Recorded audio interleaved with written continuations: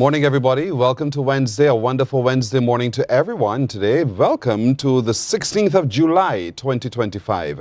I'm Pearson Bowen. It's always wonderful having you company. Thank you for waking up, but most of all, thank God for waking up. That's where we start. It is Him. It is truly Him who gives us life and breath and opportunity. And so we should not go the day without saying to Father above, good morning to Him as well. See Him as a human being, and it makes your relationship with Him so much more meaningful. If you see Him as something floating somewhere about and you can't give form or feature, then it's a lot more difficult. So for me, He's just Father. And so when you begin to use words like that, you begin to have that personal connection with the Father above, which is God. And so I wish all of you today that opportunity to take time to say thank you to your Father for waking you up. And I say thank you to you as well for joining me on our streams on YouTube, Facebook, and our website, cbc.bb. Thank you so much for coming by and sharing the show. That's all I ask of you, and you've been doing so beautifully. So thank you for sharing the show. A number of you tend to watch us later on, and so to all of you who are later on watching, good morning to you as well. Thank you for waking up to keep us company. Remember, if you know of something or someone whose story you need to tell, then tell us about it. Tell us by sending us an email. Our email address is morninbarbados@cbc.bb. That's morninbarbados@cbc.bb. And to all of you, to each of you, thank you for being a partner with us in what we do. Now, coming up today, we want to take a look at, you're pregnant, and then you forgot that you need to alter your habits because the baby now takes center stage. Dr. Gillian Birchwood will talk to us a little bit about drug misuse and how that can affect your baby and your newborn. Pat Ben, good morning to you as well. She's saying good morning to the crew and to all of you everywhere, to you, Pat, as well. Franklin Bezene. Did I say your name right, Franklin? Franklin, where are you? Franklin, good morning to you. You sound as though you're somewhere on the African continent, but good morning to you, Franklin. Thank you for joining us. Slender Glenda, marvelous, wonderful Wednesday to you as well, my friend. Have a lovely today. From the 718 to the 246, and flip that around. Back at you, Anthony Smith. Have a terrific today as well. Auntie Faye, happy birthday to you, Auntie Faye. Good morning indeed, and happy birthday indeed. A very special day to you. Today's a Wednesday. I was born on a Wednesday. It happens that your birthday is on a Wednesday. What day of the week were you born? Have you all ever stopped to check by doing the research back to the calendar date on which you were born to find out what day of the week you were born? I happen to have been born, and I know that makes me a very unusual child, on a Wednesday in the middle of the day. As a matter of fact, babies tend to born in the dark of the night. And so this little boy said, nah, not me. I'm ready. Let's do this, Mummy.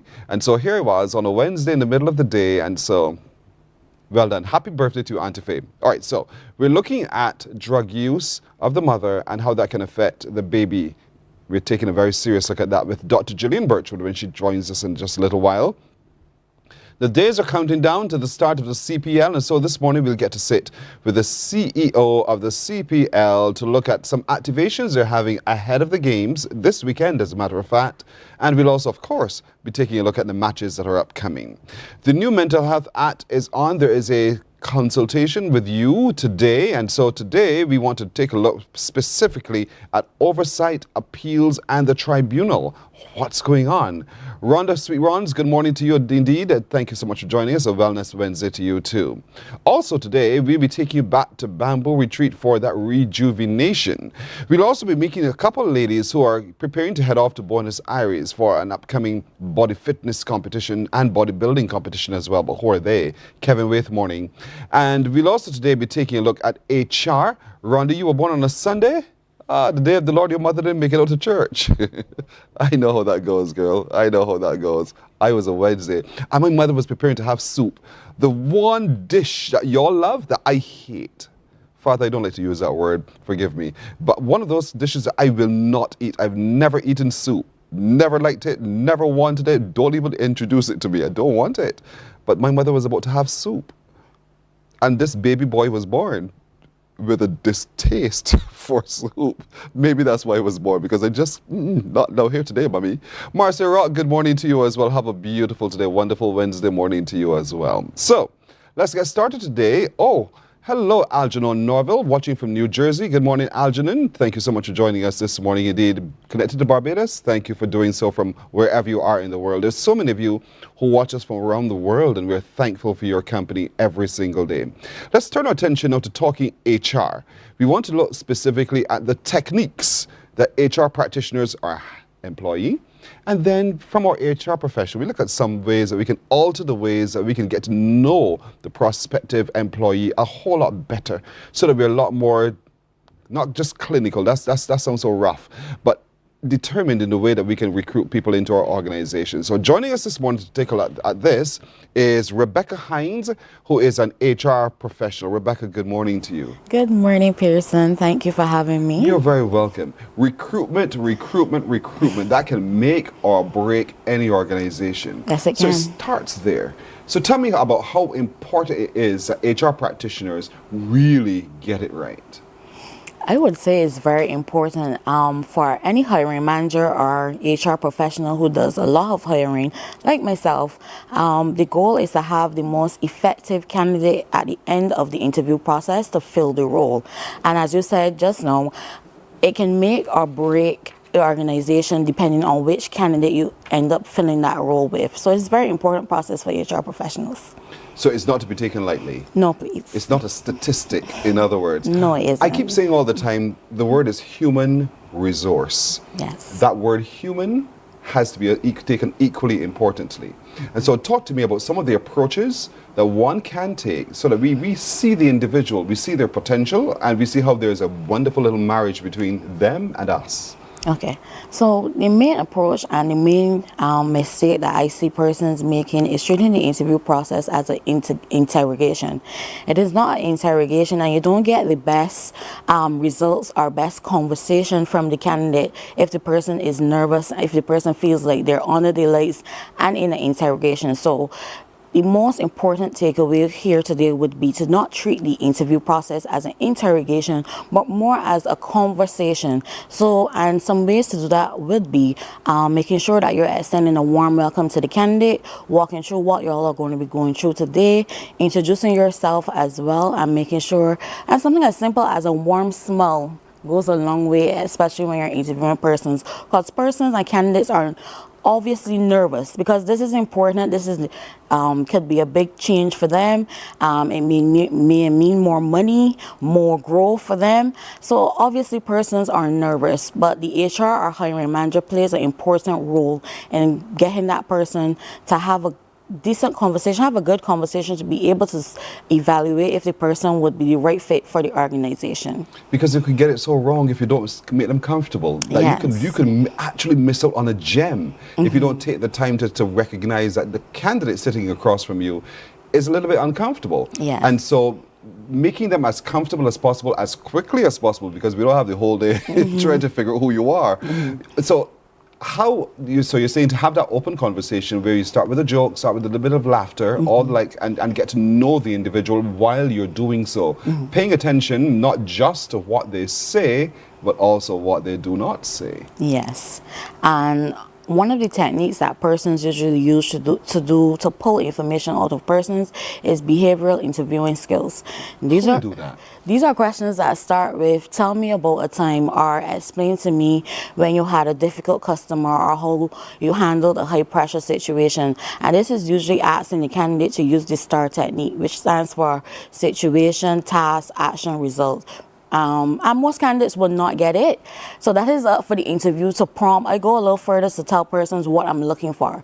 So I want you to tell me about the time you had a difficult customer. So tell me about the situation, what happened, what was your involvement, what did you do, and what was the end result of the situation. And also the takeaway, because you might have not handled it the best way. So it tells me if you're growing. In hindsight, did you think you can handle the situation any better looking back? So we don't only look for, because it measures behavioral interviewing skills is based on the concept that past behavior will predict future behavior on how persons handle a situation. But it also, to me, measures the growth in a person. If they're able to look back and say, you know what, I could have done this a little better. So even though they may not have had a successful outcome, based upon how they're thinking or would have thought that process through, can give you some indication as to whether they're a good fit. Yes, please. There's this thing called psychometric analysis that people tend to use nowadays in determining whether or not the person is the right fit. Is that one of the most suitable, you think, approaches to take when one is recruiting? Depends on the level of the role. I would say for entry-level roles, it is not necessary for entry-level roles to go so deep. But for a leadership role or a mid-management or leadership role, you would want to get a little bit more analysis on the person's mindset, on how the person will handle managing the team, because this person is going to be the head of your organization. You want to go a little deeper. And yes, it has been proven to work properly, but it depends on if the person who is distributing the information knows what they're looking for, if they are skilled in delivering psychometric analysis. The organizational needs are also at the center of everything we do. And you talked about having that conversation with the candidate so that they understand what the organization needs and you understand who they are at the same time. It is not an exam in the traditional way as let's see how many questions we get right. But at the same time, even if you got the question right, again, we're looking at attitudes and adaptability, in my mind. And sometimes the candidate comes with wonderful qualifications, but they just don't fit. Yes. So how are we able to look past?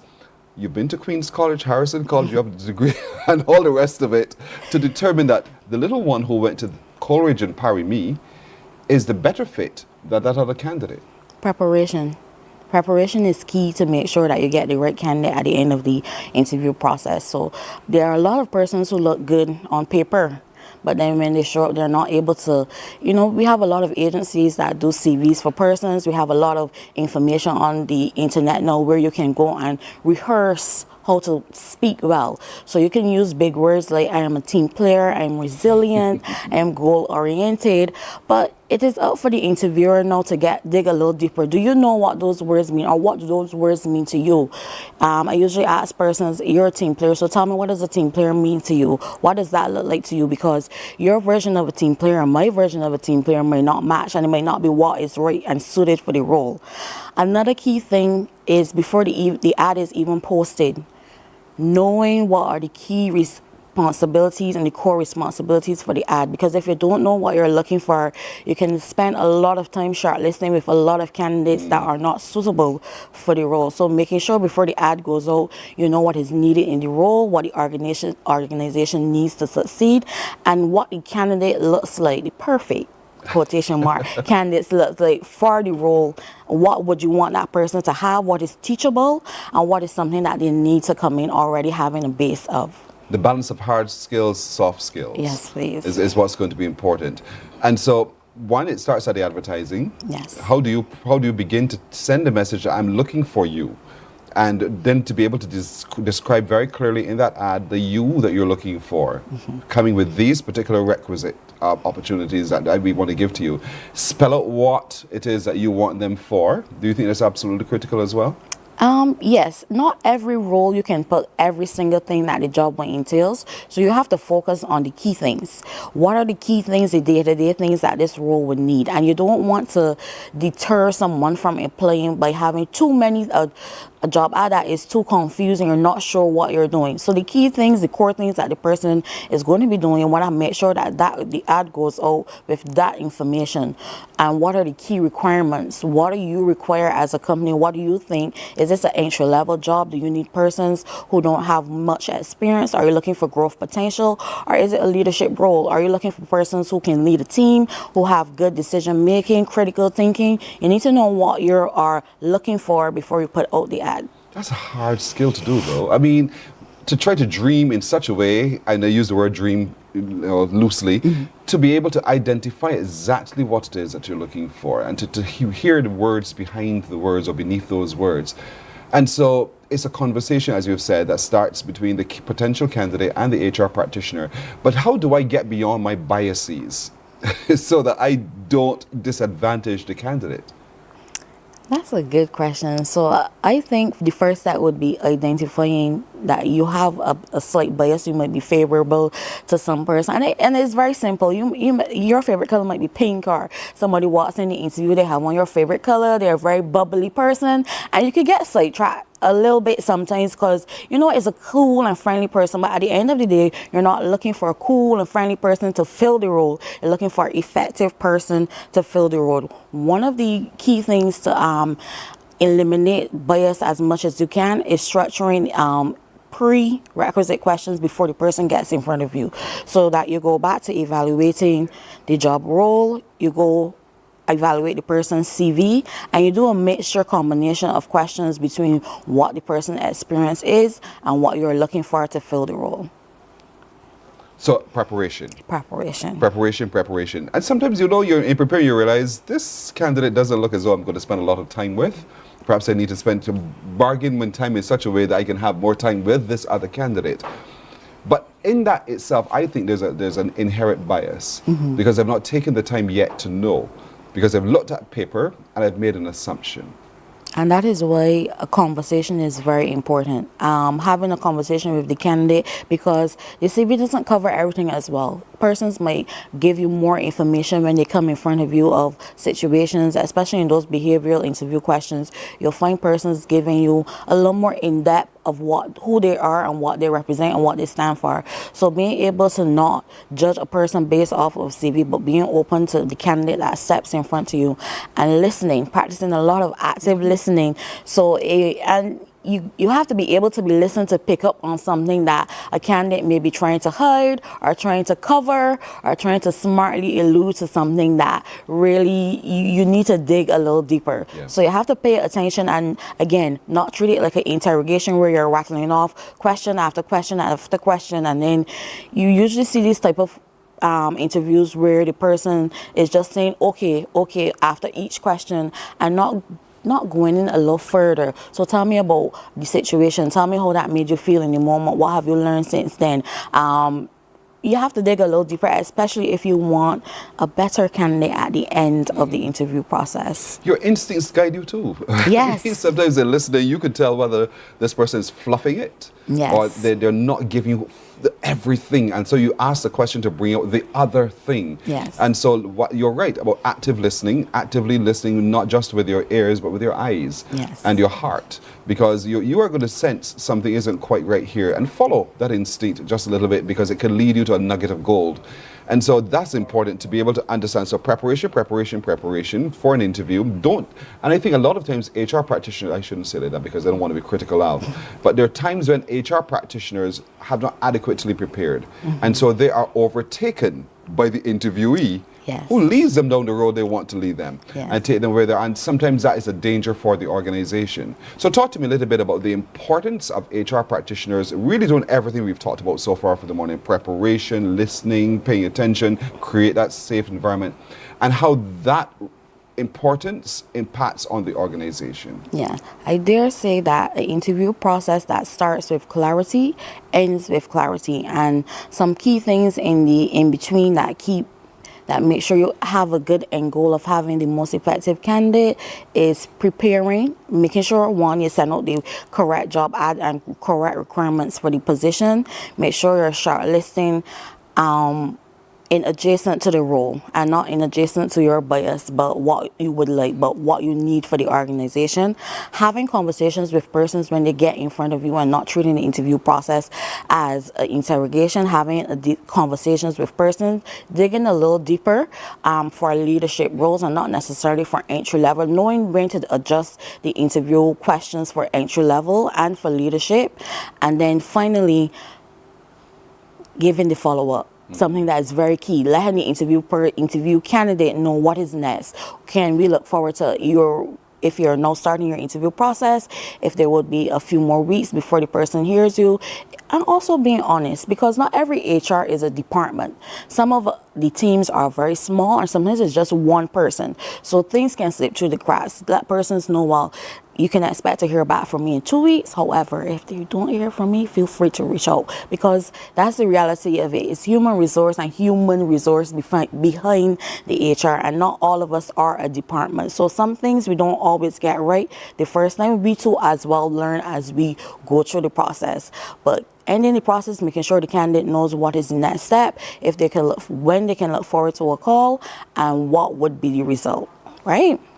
Wonderful advice, Rebecca Haynes. Fantastic advice, as a matter of fact. And so I'm hoping this morning that as HR practitioners paid attention, that you see ways in which you find your own deficits, and now you know that there are some other ways that you can fill those deficits. But I always remind you that membership brings benefits. hermab.org.bb is the website to which you can go to register, to sign up, to be a part of. If you haven't yet already enlisted to be a part of the organization, and let the experts like Rebecca and the others who are there, who have vast years of knowledge and experience, help you. Don't just sit on your own and rub your hands and thought that your book had it all. Sometimes the lived experience of other practitioners can guide you and make you a better HR practitioner as you go. Remember the word human, then the word resource. They're not products. They're not little things that you're making. They're people with beating hearts and needs. And so to be able to meet those needs is what's absolutely essential in the process of recruitment. Thank you so much, Rebecca. Thank you so much, Pearson. You're very welcome. You've been talking HR with Hermab. Back in a moment. Morning, morning, morning. Good morning. Good morning to you. Hey there, it's Mahalia. I want to share something that might be really helpful. If you're feeling anxious, overwhelmed, depressed, or lonely and have no one to talk to, call Lifeline Barbados. We all face struggles at times in our lives. You're not alone. There's no need to feel ashamed or embarrassed. It's okay to reach out for support. Lifeline Barbados is completely confidential. No one else will know you called. They're there to offer a caring ear and guidance without judgment. And fellas, I want you to know asking for help is a true sign of strength. It takes real courage to reach out. You can also call Lifeline Barbados if you're worried about loved ones who are struggling and you need advice on how to support them. There's a saying, a problem shared is a problem halved, but not everyone has someone they can confide in. That's why Lifeline Barbados exists, to be there for you or someone you care about during tough times. Save this number. Lifeline Barbados is just a call away. Remember, you can reach out whenever you need to talk. There is a saying, you can find a Bajan anywhere. Morning, morning, morning. Good morning. Good morning to you. 25 minutes now after 6 o'clock. Who doesn't love a CPL game? Who doesn't love a fast-moving T20 game? Who doesn't love the action, the fours, the sixes, the screams, the wickets? Who doesn't love to sit on their edge of their seat for at least 4 hours to know the outcome of a game? That's what we're talking about. And it's literally around the corner. Caribbean Premier League 2025 is upon us, and there are a number of activations that they're having leading up to the games, but we also want to talk about those games. We're joined by the Chief Executive Officer of the Caribbean Premier League, Mr. Pete Russell. Mr. Russell, good morning to you. And a very good morning to you and all your viewers. Thank you so much for joining us. I hope you feel the excitement that we have for the CPL as well. Yeah, we're very excited, and as you say, I think as everyone's getting ready for carnival season, CPL is as you say, right around the corner. Less than 30 days before the first ball, and we're all very excited for it. Indeed, August 14th to September 21st, the action, the eyes of the world literally turn on the Caribbean. And so you're having a number of activations leading up to the actual start of the game. And we do have some here in Barbados this coming weekend. So talk to me a little bit about what's happening on Saturday. Let's start there. So we've got a trophy tour, which, as you say, is this Saturday. We're doing it at the Botanical Gardens, so it's part of the Kiddie Kadooment event, which is in itself is exciting, because obviously we want more kids to come and attend CPL matches. We'll have the trophy on display, which is great. There's an opportunity for everyone to buy tickets. We've got an exclusive family offer for one of the games where kids will come in for only $1, which is a fantastic initiative by the Royals. Obviously, a great opportunity to get involved with some of our merchandise. We'll have a DJ there, so we'll create a real atmosphere. The atmosphere. Hopefully, everyone will enjoy at the games when they come and watch them in September. Right. So for Kiddies Kadooment this weekend, folks, in the Botanical Gardens from 12 noon till about 6 o'clock, the trophy tour is going to be on. What happens at that event? I know there are opportunities for children to get up close to the trophy and more. Yeah, I think we want kids to really sort of feel the excitement of CPL. So we'll have players there as well. So the legendary Hayley Matthews, who has yet again won another ICC award overnight, she will be on hand to help the kids. We've got DJs there, which will again just add to the excitement of the day. And as I said, we'll be doing an exclusive ticket offer, so kids can come with their parents and friends and watch a game for $1, which is a fantastic, as I say, offer from the Barbados Royal. So it'll be a real vibe, and hopefully everyone will turn out and enjoy themselves. Indeed, and those games of which Mr. Russell is talking are happening in Barbados at Kensington Oval, of course. And our first game I see here is listed for the 4th of September. But get your tickets as early as possible. Little ones, for just $1, you can get into the game. You can literally get into the game to see a lot of your cricket stars. I mean, they'll all be batting it out at Kensington Oval, one team versus the other. And so that's happening on Saturday for Kiddies Kadooment, where you have the trophy tour. Youngsters, you have a chance to get up close, have your pictures taken with the trophy. You've seen the cricketers, the Barbados Royal cricketers. Hayley Matthew will be there. You get autographs taken, everything that you're looking for to get close to the game, to get close to the trophy on Saturday with DJ music, of course, as well.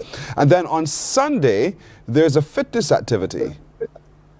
Yeah, and this is a new activity for us. We're very passionate about using sport as a force for good, and health and wellness is very much part of our agenda.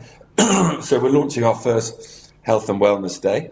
That's going to be held at the Usain Bolt complex, and it's absolutely free to enter, so which is great. And we've got some fantastic sponsors. Guardian Insurance are helping us with that.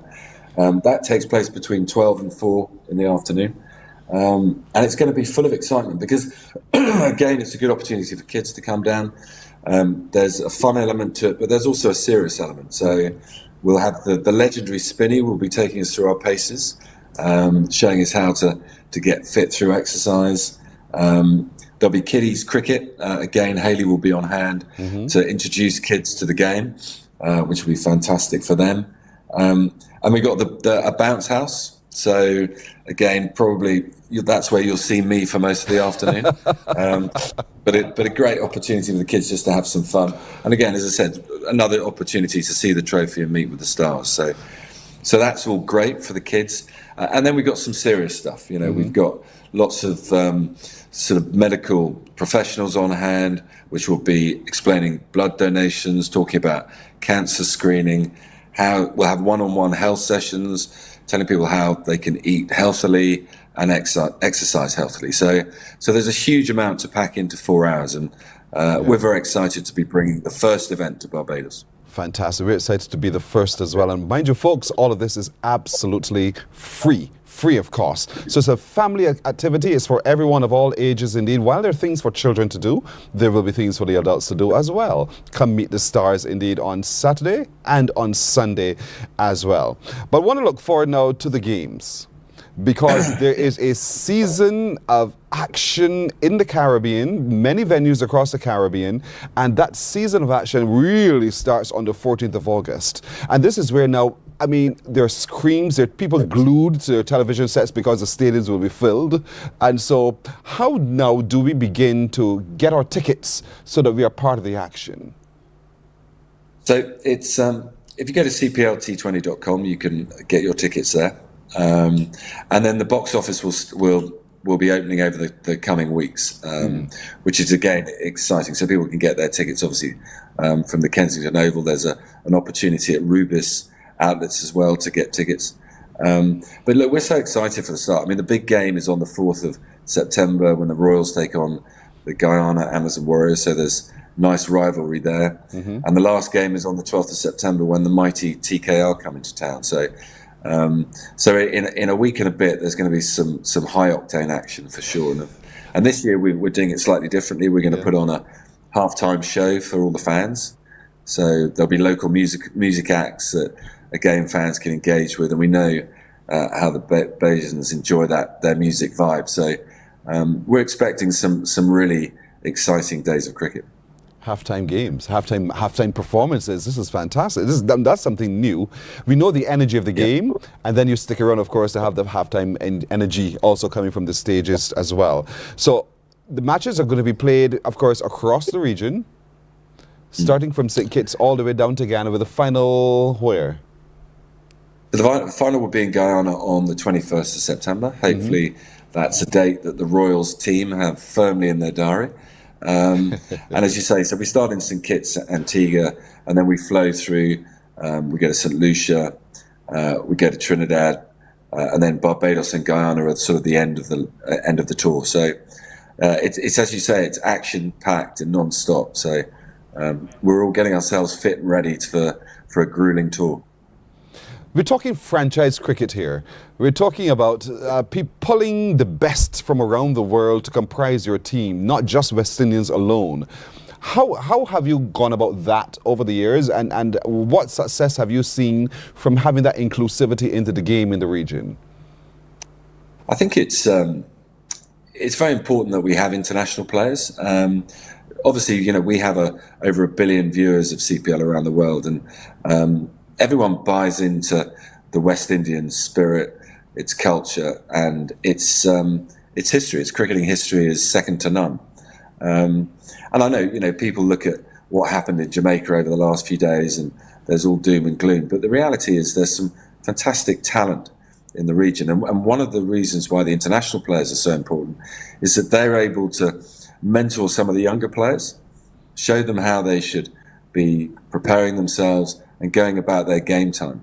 And we've seen that over the years, how that has helped professionals to build their game. So they're very important to the franchise ecosystem, as well as obviously drawing fans in from around the world. But they've made a huge contribution over the years, for sure.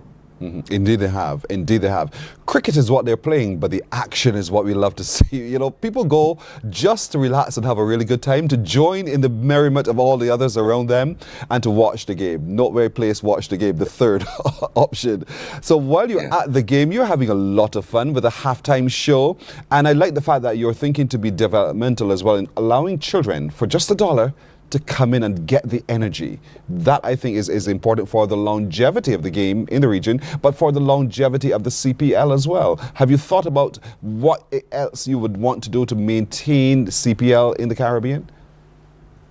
No, I think the fan engagement is always very, very high on our agenda. Every year we're looking to how do we make that fan engagement that little bit better. So the experience of going to a game, as you rightly say, you know, we leave it to the players to provide high quality action on the pitch, which they often do.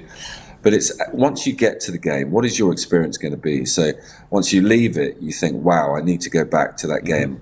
Not just the CPL game, but I've got to go and watch cricket, whether it's West Indies or other cricket within the region. And that's really our job, is to make sure that fans feel total fulfillment. And in many respects, we come the hottest ticket in town. We want people to say, right, it's in my diary, I want to go, whether it's the 4th, the 5th, the 7th, the 11th or 12th of September. I need to be at that games because I know that I'm going to be thoroughly entertained. And the halftime shows are new, as you say, and that's something that we've really bought into, and we believe that we can build something really strongly around that.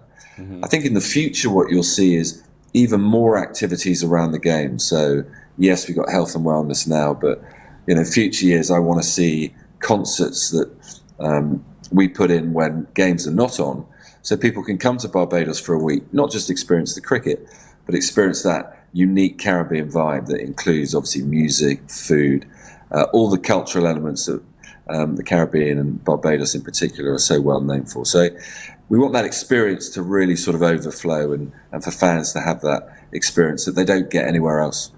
The future sounds bright. Thank you so much for your vision on that one, Mr. Russell. So again, this Saturday, we're heading to the Botanical Gardens. Bring the children down just at the cusp of the Kiddies Kadooment. They get a chance to interact with a championship trophy. They get a chance to interact with some of the cricketers for the Barbados Royals. They get to have autographs signed. They get to have pictures taken. They get to enjoy the music. They get to purchase $1 tickets for the game, tickets at $1 for the games here in Barbados. We don't operate as $1. We do, our minimum figure is a $2 bill. And so bring your $2 bill, bring the child and the other child, and let's fill the stadium indeed. All of the games will start very, very soon, and so we are looking forward to all the excitement. That's Saturday. Sunday, more action down at the Usain Bolt complex from around noon, and of course, while we're there, the family is invited. The stars will be there. There will be opportunities for you to get your health checks done free of cost, and of course, we get to play a little bit of cricket as well. So all of that happening this weekend, and then get ready for the games, because the opportunities are real for you to interact with the stars, to be in the stands screaming, having your big 6 or 4 in your hand, not out, all of those kinds of things. Just the excitement of CPL. But get your tickets as soon as possible. You can go online to cplT20.com. cplT20.com. cplT20.com to begin to get your tickets. And of course, stand by for the information of when the box offices on the ground will be open to receive you to purchase your tickets, because baby, CPL games are coming, and they're coming really, really soon. Mr. Russell, thank you so much for joining us this morning. Thank you. Look forward to seeing you all on the weekend. Absolutely. Well done. Thank you, sir. That's Pete Russell, who is the Chief Executive Officer of CPL. And of course, CPL is coming to Barbados. We're having some activations this weekend. Here's hoping you make the time to be a part of them all. We're back in just a moment. Morning, morning, morning. Good morning. Good morning to you. There is a saying, you can find a Bajan anywhere. Are you a Bajan living abroad? Or do you know of one who has migrated to another country? Well, we at Mornin Barbados would love to have you or them on our Bajan Affair segment. Share your amazing stories, experiences, and how you have adapted to a new culture. Send us an email to morninbarbados@cbc.bb. And together we will travel the world.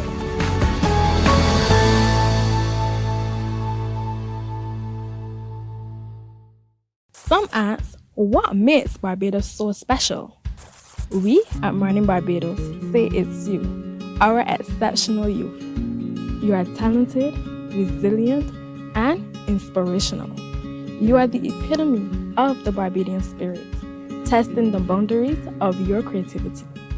If you are an entrepreneur, artist, baker, designer, author, or have done anything you think should be highlighted, email us at morninbarbados@cbc.bb.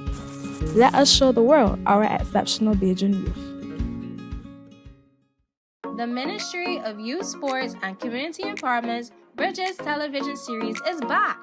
Join us every Wednesday at 8 p.m. with a repeat on Saturdays at 5:30 p.m. on CBC TV 8. Don't you miss it. God will not give you a job. God will not call you to do something and then not give you the capacity to have it, to make it happen. He will give you the resources, he'll give you the people. Not only will he equip you with ideas, but he will equip you with favor, as he did Nehemiah. Turn on the latest episode of Infinite Possibilities, only on CBC TV 8, every Sunday at 1:30 p.m., sponsored by Covenant Life Teaching Center. Welcome to Nature's Discount, the ultimate health food store. At Nature...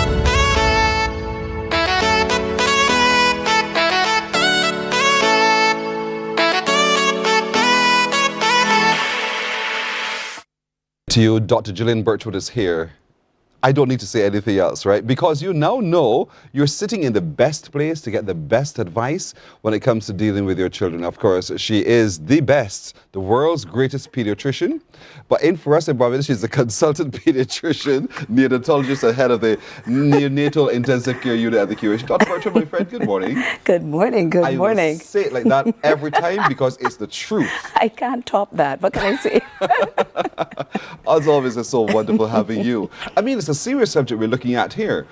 And sometimes, let me put it in this context. So she knows that suddenly fertility has set in. She's pregnant. Mm-hmm. And so we're all excited. And so she thinks this thing will grow within me but I will continue living my life as I choose. And that thinking itself can have a danger on the baby. I want you to put that into context. I did it that way because oftentimes we assume that's something separate from ourselves. And it's not. I'm so glad that you put it that way, because the truth is that everything that a mother does from the time, even before conception, the time of conception and beyond, has a tremendous impact on that growing and developing baby. Not just when that baby is being carried by her in the womb, that precious little package, but when that baby is born and all the way throughout that baby's life. Everything the mother does in that womb has a tremendous impact.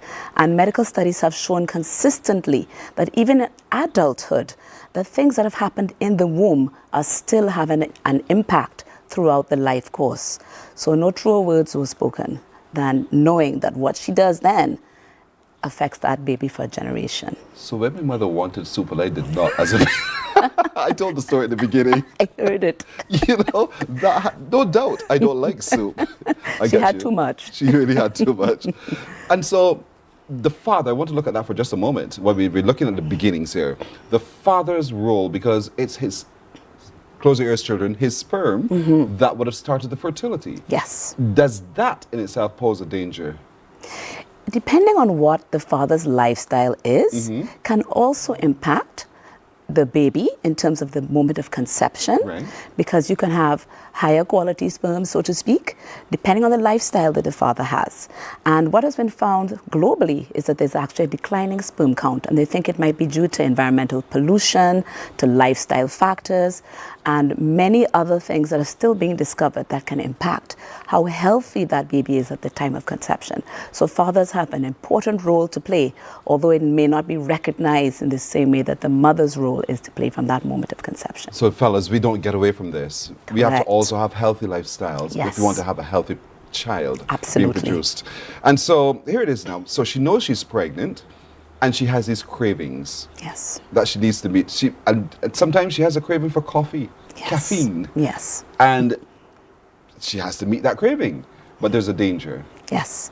So, you know, anything, well, I shouldn't say anything. Sorry. Many things in moderation are safe during pregnancy, and she should seek the guidance of her obstetrician and gynecologist or midwife in determining what is appropriate. So many people will tell you 1 cup of coffee a day during pregnancy is okay, but you're not going to be sipping coffee from morning till night, which you might normally do with your high-stress job.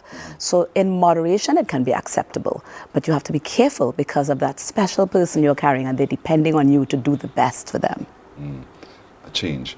So let's look at the drugs. We call it drugs broadly. Yes. But there are different categories of drugs, and in looking at the best way that a mother can still live and also take care of the baby, how do we address these categories of drugs? What categories of drugs could have an impact? Well, any category of drug can technically have an impact. There are the so-called legal drugs, pharmaceutical drugs, which we use from day to day, from simple things like Panadol all the way up. So you have to be careful in pregnancy. What you might have taken for your cold or for your headache might not at all be suitable during the pregnancy and can impact the fetus. So for example, ibuprofen, which operates under a number of brand names, not safe in pregnancy at all. Whereas other painkillers might be suitable. So you need to be in contact again with your healthcare provider. Now there's the other category of drugs. They're the so-called psychoactive drugs. For example, cocaine, marijuana, etc., that we're well familiar with hearing about during the pregnancy. And those can definitely have a detrimental impact on the baby. Now, marijuana has recently, and quite rightly so, been recognized for the medicinal qualities. However, we should not be complacent about the negative impacts that can have during that crucial time when a baby is growing and developing in the womb, when a child is growing, and when an adolescent is developing. There can certainly be negative impacts. And I think society has grown quite complacent and thinks that everything is all good. So I really want to disavow people of that perception that it's okay. Definitely, the baby, the adolescent, and the child will tell you otherwise when you're looking at them carefully as they grow and develop. So when I'm looking at my baby, how has my drug abuse impacted this baby? You said I can look and tell. What am I looking for? Well, let's start with in the womb. So as you said, moms might have cravings. I mean, we're realistic. We know that people do recreationally smoke marijuana in our society. Adults do, adolescents do, women who are not knowing they're pregnant may do so. However, if you even do recreational use, we're not even talking about heavy use, which is going to be a much more significant impact. If you have even recreational use during the pregnancy, it can affect the mother's health during the pregnancy. It can affect the growing baby, not just in the womb, but again, throughout the life course. So let's look at the mom. So there's been a lot of evidence that suggests that there's a higher incidence of hypertensive conditions in pregnancy, which can be quite life-threatening to the mother. There's a possibility for the mother to develop diabetes during the pregnancy. She may have abnormal weight gain during the pregnancy. There's a much higher risk for her to go into premature labor or to have the baby prematurely delivered for medical complications she may develop during the pregnancy. In addition to that, the growing baby will not grow in the way that they should. So there's a much higher risk of the baby developing low birth weight, 50 to 70% higher chance that baby is going to be very small. And in addition to that, when the baby is born, there's a much higher chance that the baby can develop the need to go into the newborn intensive care unit. So these are very significant things, even from recreational use. And so I think it's very important for people to understand that smoking a spliff here or there during the pregnancy is not a good thing for the mother, and it's not a good thing for that developing baby. If you were doing it before, stop it. Stop it. The minute you know you're pregnant. Yes. And pick it back up later. I'm sorry. No. Thank you. She's going to say that. That's true. true. So therefore, after, can I resume? No. No. So after that baby is born, it can actually get into the breast milk and be concentrated in the breast milk. So it's actually going to be present in a higher quantity in her breast milk than in the mom's own blood. When she smokes that marijuana, it goes right into the lungs. There are a lot of blood vessels in the lungs. It gets straight into the bloodstream, and then it gets straight into that baby when you are breastfeeding. So that baby is ingesting marijuana and at a higher concentration than you are, mom. And even up to a week after she has last smoked marijuana, it will still be present in her breast milk. Does it lead to addiction in the baby? So it doesn't lead to addiction in the same way that, for example, cocaine can do so during the pregnancy. So you don't have that syndrome of withdrawal in the same way, because those babies are very obvious from the time they're born, they're irritable and so on. Marijuana exposed babies are not so obvious. However, those babies long term, it's been shown that they are likely to have problems with intellect. In school, they're less likely to be able to pay attention. Their academic performance is different. And this is all from mommy smoking during the pregnancy and smoking afterwards. And daddy too. Because sometimes in healthcare, we'll have daddies come to the visit and mummies, and they're both smelling strongly of marijuana. And they'll say, oh, we don't smoke it around the baby. But that third-hand smoke, the same way you can have tobacco, third-hand smoke, can get into your baby's system and affect your growing and developing baby. It's been shown to actually change the structure of the baby's brain permanently. So this is not something that should be taken lightly. In other words, it is to be taken seriously. Yes. We'll take a break right here. We'll take it so seriously, we'll come back with more in just a moment.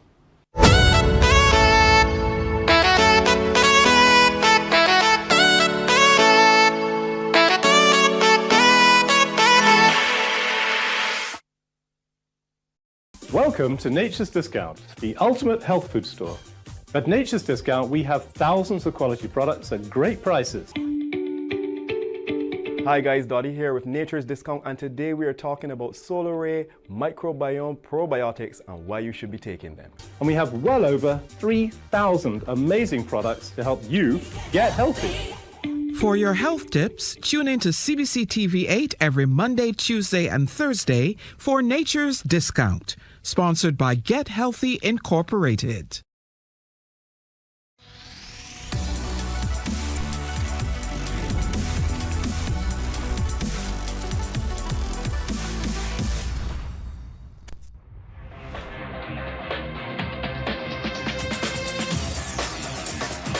Week after week, Scald presents exciting reports and documentaries on the most varied topics of our time.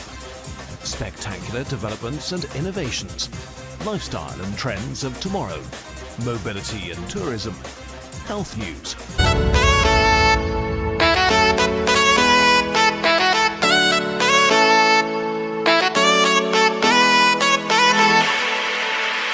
We're 9 to the hour today. We're sitting with Dr. Gillian Birchwood, who is a consultant pediatrician, of course, and we're looking at drug use and its impact on the baby and throughout the life of the child that grows into an adolescent, that grows into a big man or woman.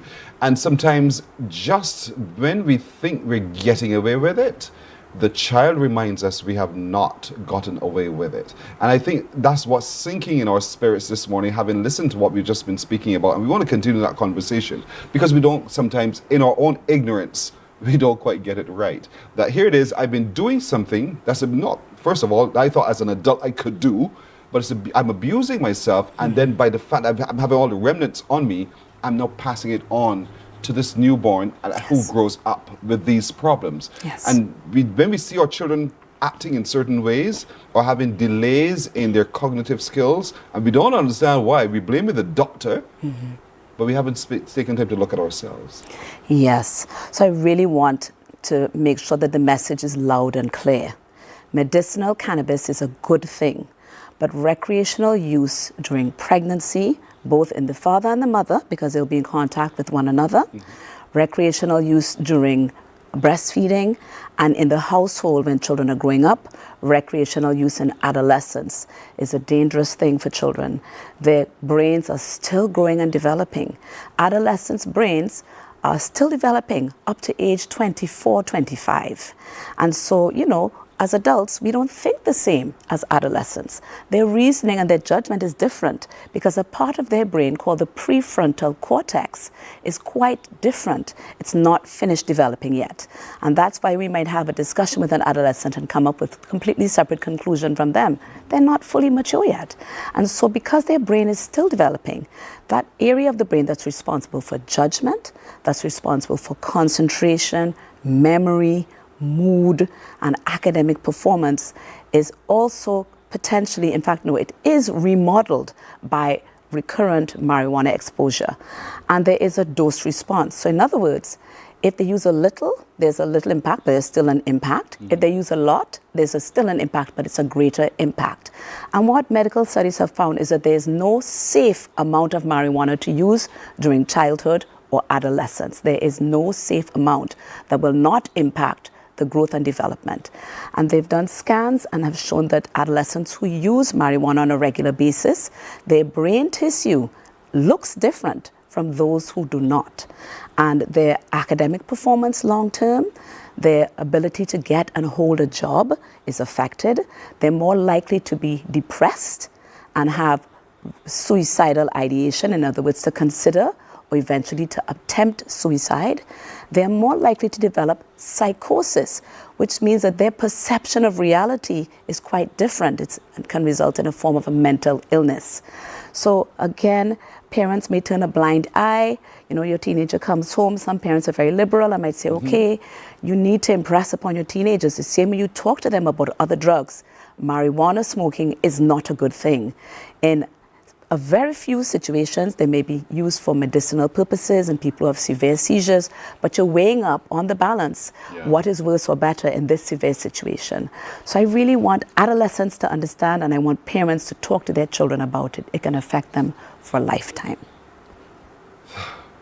Pause for a moment, folks. Catch your breath. You good now? Because it can affect them for a lifetime. And know what, I would like to think that most parents would not want to have harm visit their children for the rest of their lives. But oftentimes, that's what we do. Innocently in some instances, deliberately in others. And so it has long-term implications. And so while we're talking about the harder substances, there are other softer substances as well. There is the, like you said, the Fenzics. Does that still exist, by the way? You mean the cough syrups and so on? Fenzic. We used to say, pass me a pill. Right, you get it? Yes. Does that still exist? I believe so, but to be honest with you, I think that's a Bajan thing. Okay, so I'm not as familiar with that. But I know the term. Thank you. Alcohol. Yes. We abuse alcohol liberally. Yes. Very, very liberally. Yes. That too has a long-term impact. Yes. And as you've said, you can see it. Yes. You see it in behavior. Yes. We see it in academic performance. Yes. We see it in suicidal ideation. Yes. That's the word that we use nowadays. Yes. And we see it. Mm-hmm. And then we have our wrists ringing because we don't know what to do about it. Mm-hmm. But it goes right back to the beginning. And so we need to be vigilant. We need to pay attention once we get the... And sometimes women will say to you, but I didn't know I was pregnant. Mm. Yes, they might say that. However, if a mother stops as soon as she finds out that she's pregnant, yes, there can have been some impact on the baby, but the impact is even greater if she continues once she's aware that she's pregnant. Mm-hmm. So our reasoning is, don't smoke marijuana if you're in a position to get pregnant. Mm-hmm. Most people have unplanned pregnancies. That's the reality of it. If you're doing things where you can get pregnant, you shouldn't be smoking marijuana at all. And consult your medical practitioner. Yes. Because just a headache, as you said, and we know what we reach for when we have a simple headache. Yes. Even that action has a consequence on your baby and its development and longevity as well. And so discussion. Yes. But that's where you do have the frequent visits. Yes. You should attend your frequent visits with your your physician so that you're monitored as it goes. Yes. But post-pregnancy, post-delivery, that's why it's also important for people like you to be able to partner with and to sit with mommy and daddy and to help them track the course of the development of their child. When you see your child stunted in whatever areas, this is where your pediatrician can help you People diagnose. may not make the connection. Yeah. We know that parents want what's best for their children. That is not in dispute for the vast majority of parents. So it's just to know what is the best thing for your child. And I think a lot of people are not aware of the very real impact of marijuana smoke. Some parents will even give their children marijuana to smoke in childhood. It's part of their beliefs, or they might not think that it is a bad thing. But certainly, even though we're thinking about the adolescents, we don't want those children exposed to marijuana smoke in the household, in the same way we don't want them exposed to tobacco smoke in the household. Just keep your house clear of smoke, marijuana, and certainly overuse of alcohol. It's not that hard to do. Not that hard to do at all. So pay attention, mothers and fathers, you have a role to play. You have a very serious role to play. As Dr. Birchwood said, once you've made a decision that we shall have conception, you know what I'm talking about, then you need to check yourself and begin the cleaning up of self, because there is a baby you're creating, a baby who requires you to be as healthy as possible so it has the best start of life and the best longevity in life indeed.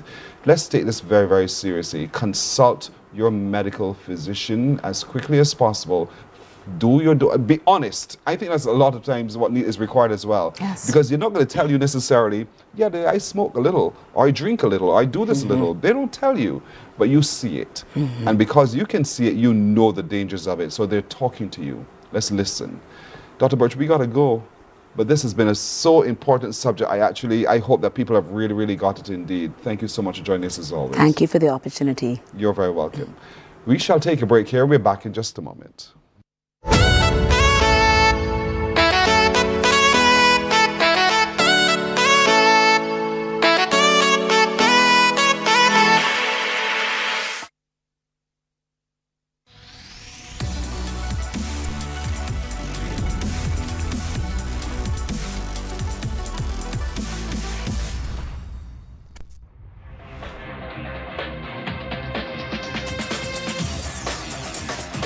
Week after week, Scold presents exciting reports and documentaries on the most varied topics of our time. Spectacular developments and innovations, lifestyle and trends of tomorrow, mobility and tourism, health news, highlights from art and culture. Each contribution grabs the viewer with extraordinary images and stories and takes him into fascinating worlds which he experiences here exclusively and up close.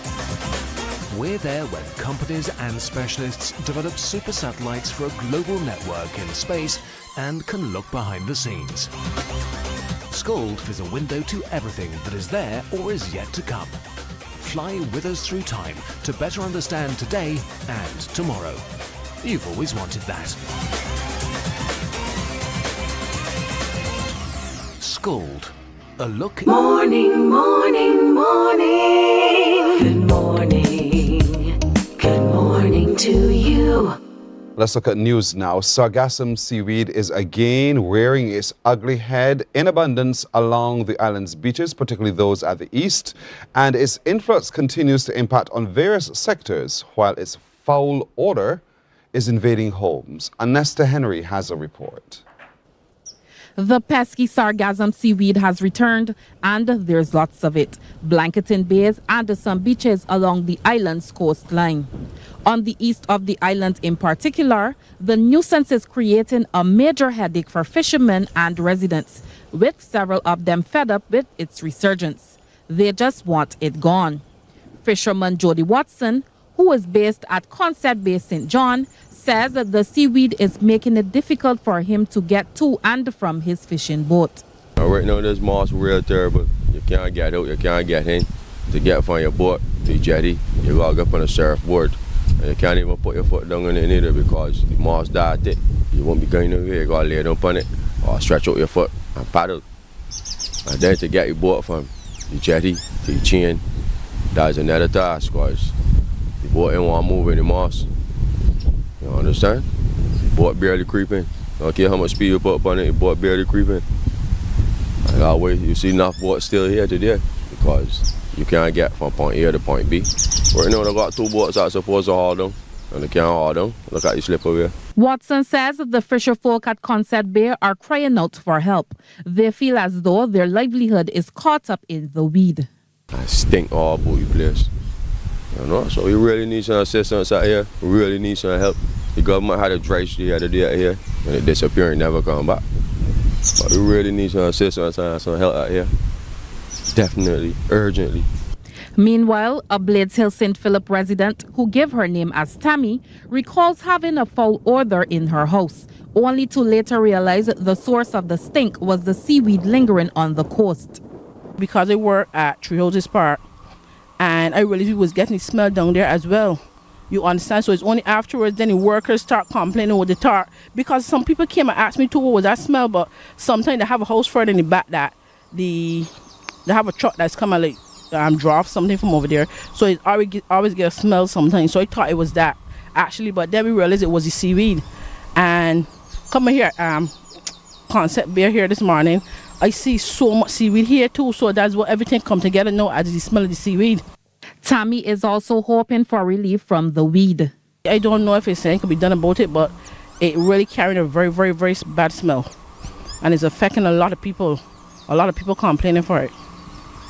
Sargassum seaweed, originating from the tropical Atlantic, started washing ashore in large quantities in 2011, impacting tourism and the coastal environment. Anesta Henry, CBC News. Now, in response to the plight of the fisherfolk and residents, the Ministry of Environment is saying that they could see some relief soon. The good news is coming from the officer responsible for oversight of the National Sargassum Cleanup Program, Tanja Bay Sealy. Concept Bay, Big Bay, those are at least two of the beachscapes that are on our agenda for routine and regular cleanup. Right, so I would expect that if not by tomorrow, sometime during the week, our cleanup team would be, at least a team, I should say, would be dispatched to get to those areas to have the cleanup done. And Mr. Sealy says the Concept and Skeets Bays are among the areas from which workers are removing seaweed on a regular basis. The cleanup efforts never halted. They have been ongoing for quite some time. And this is what we've been doing throughout the years. So this is the 6, 7, 8 years, right? So what we do, we engage a number of independent contractors to remove the sargassum seaweed, the beach sargassum seaweed. So this is largely manual labor, right? So Concept Bay is one of the areas that we service. The Mr. Executive Inter-School Business and Gentleman's Challenge continues to change the lives of at-risk youth. This year's challenge, titled The Clash of the Execs, saw students ranging from age 14 to 17 from 11 secondary schools participating in the competition. It was held recently at the Lloyd Erskine Sandiford Centre. Here's Rachel Agard with that story. 5 young men gave everything they had in pursuit of becoming the 2025 Mr. Executive. They were given the opportunity to engage in 6 segments, 4 of which were conducted on the night. These included a community project, saving as much money as they could, a job interview, delivering the CEO's project pitch, highlighting their tenacity, and taking a date out to dinner. In the end, it was 14-year-old Tajiri Ford of the Ellerslie School, the youngest competitor, who was victorious. Mr. Ford, in sharing his story, says participating in the challenge changed his life for the better. The story I want to share is that at first I was quite of a delinquent, and I chose the right path. Well, not me, Mr. Rawlings. I want to give a huge shout out to Mr. Rawlings for actually putting me inside the program, and it really helped to change my path and the way I maneuver with life and my mindset. So I just want to give a huge shout out to Mr. Winston because he believed in me from the start, and everyone out there that believed in me. And a few words, the last words I want to say, everybody wanted to know what we would do if we didn't win. What we would never know. Founder and producer of the Mr. Executive Challenge, Winston Cumberbatch, says, over the years, the competition has grown. And in 2024, he decided to test the program with at-risk students and so included fourth formers. Mr. Cumberbatch adds that this gives them the chance to improve. I did not get his full story. I just knew he was fourth form. But I didn't know that because the schools could have chosen not to have it at risk if they could have found one suitable.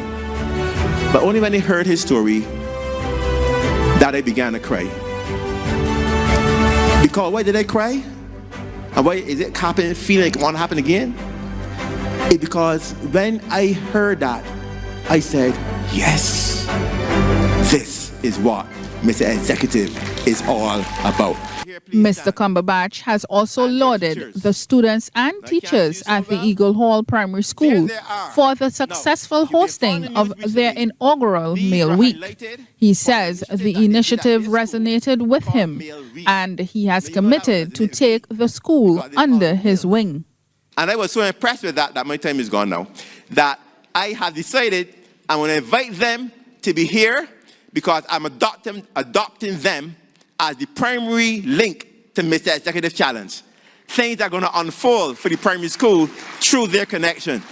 The boys have all pledged to be leaders and to inspire others in their communities going forward. Rachel Agard, CBC News. Let's turn to sports now. Barbados tasted their first defeat of the 2025 West Indies Rising Stars Men's Under-19 Championship, losing to USA Under-19's A-team by a massive 216 runs in St. Kitts and Nevis. Opting to bat first at St. Mary's in a top-of-the-table clash, frontrunners USA Under-19's A racked up an impressive 305 for 8. In reply, Barbados fell way short, bowled out for a paltry 89 in 25.5 overs. Micah Greenwich was the only double-digit scorer with 35, while Sabrish Prasad snapped up 5 for 14. Driving pleasantly, Shuri covers. It will go into the boundary. He's asking, and the finger goes up against the wicket. Leg before. Pull with disdain. Is that going all the way? Going all the way. And this one a full toss, and it's driven lovely through mid-off for 4 and brings up his 50. He's now 50 or 57 deliveries. And this one is a full toss, and it's struck and in the ear and taken by the man at mid-on. Lifted this time. Bell is getting there. And he takes the catch. Great catch. 6 runs per over. And this one chipped to that man at extra cover. Srivastava now hits that one to mid-off and completes his 100. Yes, so a really well-compiled 100. Ooh, and he's looking again to swing this one away. And it will be taken. And he's looking to go straight. It goes up in the air. The man at long on settles and takes a good catch. Looped up. Easy catch. Here's Kumar. Asking. And the finger goes up. Oh, and he's bowled down again. He has been looking to get down the wicket. Lifting it. This one is in the ground. It should be a chance and taken. Hit out or get out. Edged and caught. And this one is edged and a great catch taken by Slip. And now Bowens is looking to go over mid-on. He skies it. Ooh, and this one is caught in the ear, and that is a soft dismissal so far. And this one is edged and a great catch by the fielder there at second slip. It looks like Srivastava. He was diving to his right. A performance you'll remember for a long time. And he's got him again. And that is a sharp catch again. It was a quicker ball outside the off stump. Barbados absolutely routed here. They've been bowled out for 89. The Barbados Under-19's next match is on Friday, playing against the Windward Islands. That's news until now. More news here on TV8 at 12 noon. We're back after this. Hurricane Tips brought to you by ICBL. Always there when you need us most. If you've undertaken renovations to your property since your last valuation, be sure to have an updated valuation completed. Underinsured properties leave you exposed and responsible for covering a larger portion of the loss in the event of a claim. This tip is brought to you with the kind compliments of ICBL. For more information on available policies, call 434-6000. Morning, morning, morning. Good morning. Good morning to you.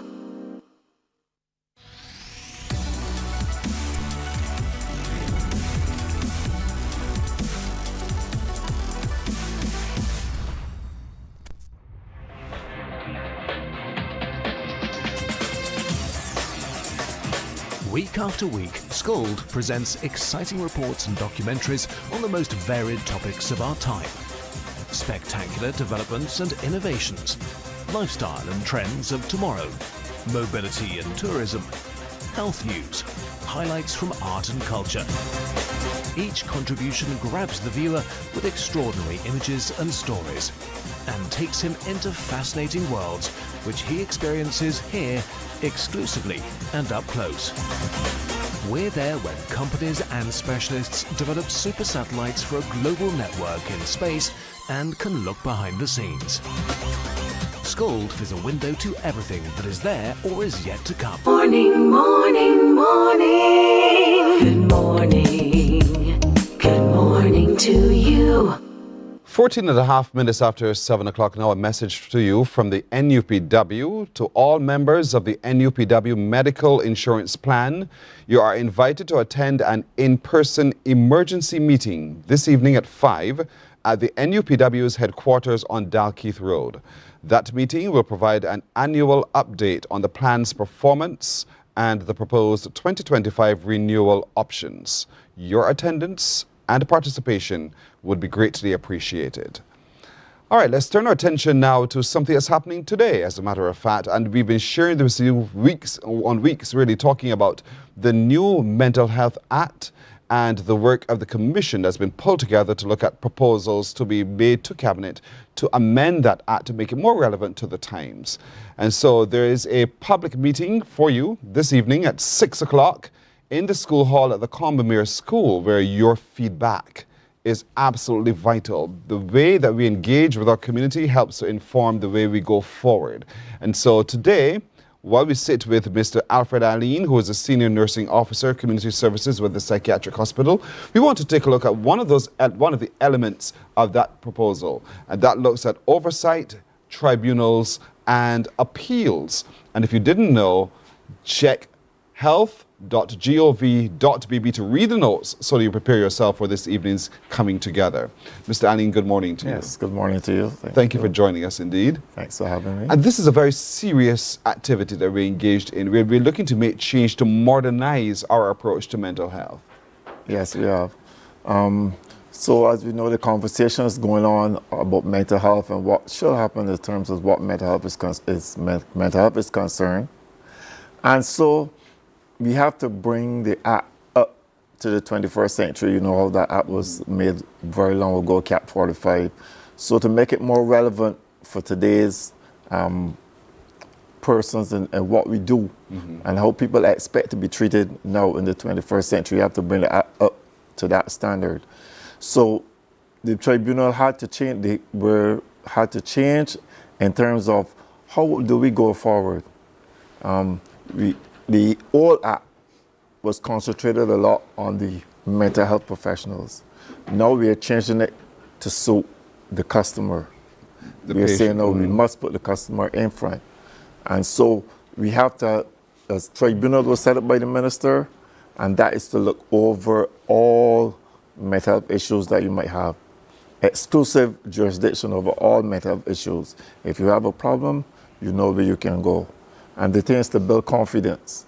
Because if you know that if I don't get treatment that I want or I believe that I deserve, there's some place that I can go to get some satisfaction for it. So you've made it now more client-oriented as opposed to the medical practitioner-oriented. Yes. And so in doing so, there are a number of things that you've now said the client has an opportunity to appeal. The client has an opportunity to say, I am not satisfied with my level of treatment.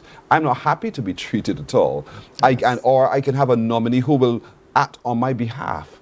Well, all of those kinds of things you're making a proposal into. And so the discussion this evening looks at all of that. But I want to look at the opportunity if someone feels that they are unfairly being treated, where they can appeal. So let's talk a little bit about the construction of that tribunal. Yes. And who sits on the tribunal? Right. So the minister appoints a tribunal. The tribunal has a chairperson. He's a sitting judge or a retired judge or someone from the legal profession with a number of years' experience who can be appointed as a judge. Then you have two persons from the medical fraternity. One must be a psychiatrist, and the other one can be from a regular medical officer, but they must have some experience in mental health. And then you have two persons from NGOs and from civil society, because we want that broad representation. And then you have another person who's from the community who also relates to mental health and have an interest in mental health. So we try to make the committee as broad-based as possible so that persons can feel comfortable applying. So if you feel that you have been wrong, you apply to the tribunal for a hearing. You write is the application in writing. They will see the application, and when they receive the application, you should get a response within 3 days of receiving that application. And in that application, you put out your credentials, and then you also say what it is that you're aggrieved about. Then the tribunal then has a responsibility to act on your behalf and conduct a hearing to find out what is happening as far as your complaint is concerned. Someone would ask, well, why are you doing this? The person has a clear mental health problem. Why are you asking them to have some say in their treatment when they are clearly incapacitated? Well, the person is not really incapacitated. I think that's a false narrative that we believe that from the time we hear mental health problem, that the person is incapacitated, and they're not. Persons can make decisions for themselves, although, as we said, they have a mental health problem. It depends on the degree of the illness that you have. So you can make decisions for yourself, and that's part of what is happening in the act now, that because you have a preconceived mental health issue or diagnosis, it does not mean that you cannot make a decision for yourself. Right. So you're not saying, oh, you have a mental health issue, so you can't have a say. No, you have a say in how you believe you should be treated. And the tribunal will make sure that you have your say. When the application is made, the tribunal sees you and your representative, and also sees the persons from the institution that you made a complaint about, and they decide what is the issue. If it falls in your favor, then they do what they have to do. So whatever your complaint is, you have now somewhere to complain. And yes. whether you are the nominee or the actual patient who needs the help. And so in terms of healthcare facilities now, I know that's also another concern that would fall, because oversight of all of this, because you're talking about having community care as well. But you don't want to find yourself in danger when there's someone who has a challenge with mental health, existing in a condition that is not necessarily conducive to their recovery. Right. Who holds oversight in situations like that? So oversight for the tribunal is done by the Mental Health Commission. They're responsible now for all the activities as far as mental health is concerned. Seeing the facilities, what is going on there. Like, suppose you have a facility and we're having issues coming from your institution, then they have the right to go in and find out what is happening there. Why is these things recurring at your institution? So they have overall oversight for everything, especially as it relates to mental health. So they're supposed to inspect these premises at least once a year, but it can be done more regularly if, as you say, issues pop up. So there's always someone looking to see what is happening. And even you, the client, you have a responsibility, because if the tribunal meets, and you're not satisfied with the decision of the tribunal, you have the right to appeal to the Supreme Court. Whoa. It's that serious. So it's that serious. It's that serious. Serious enough that we have to take it seriously, folks. And remember the consultation, well, a town hall meeting, let's call it that. A dialogue, a conversation, meeting of minds, meeting of hearts, all of that happens this evening at 6 o'clock in the school hall at Combermere School. And this is a subject matter that's not just for those, it's for all of us. And so it's important that as many of us come in and we get into that discussion as well, because any of us could be met with a mental health condition at any time. It's not like you're not necessarily born with it, some may, but there are others who, for whatever reason, find themselves struggling with coping. And so this Mental Health Act is being redesigned to make it more modern, that put more opportunities in your hand to appeal, to have the kind of care that you're seeking and not have it just thrust upon you. And that's why this conversation with you, the meeting of minds, is so very important this evening at 6 o'clock. And so oversight looks after transparency, it looks after accountability, and in terms of oversight as well, because the relevance of the caregiver or the skill sets of the caregiver is also going to be important. While the facility is one thing, I just want to make sure the person who's administering care to me is also competent enough. Is that something I can also make noise about? Yes, this is what you can also complain about, because the tribunal has to ensure that the caregiver also is well trained. So he has to be competent, or she has to be competent in the care they're given. So if you're not comfortable with the care you're being given, or you feel that you have not been treated well, then there's the opportunity to appeal to the tribunal. Right. And there's certain time limits on the tribunal. So what we try to do, though, is make the tribunal more active, and that you see your cases in a short space of time. As quickly as possible. As quickly as possible. So, because that's the problem that we have, is that when persons complain, it takes so long, they get frustrated. So we're trying to make it easy for the person that you see from the time you receive it, you could get seen in like 7 days. Some cases, suppose you're in hospital and you feel you should be discharged. You can make an application, and that application should be seen in 3 days' time. So they're trying to make it as quick as possible so that people get a response and feel like my things are getting seen. My concerns are being dealt with urgently. Efficiently and urgently. Right. And giving you the power, you feel more comfortable now that, so when I go to a mental health institution or I go to get mental health care, that I'm taken seriously. I'm not a problem. I'm taken seriously. I have a problem. And so therefore, that's why you need to be a part of this discussion, because it is very, very detailed. So in preparation for this evening's meeting of minds, folks, go to health.gov.bb. scroll down. The information is right there on your screen. Look for it. And you're looking for the draft mental health legislative notes.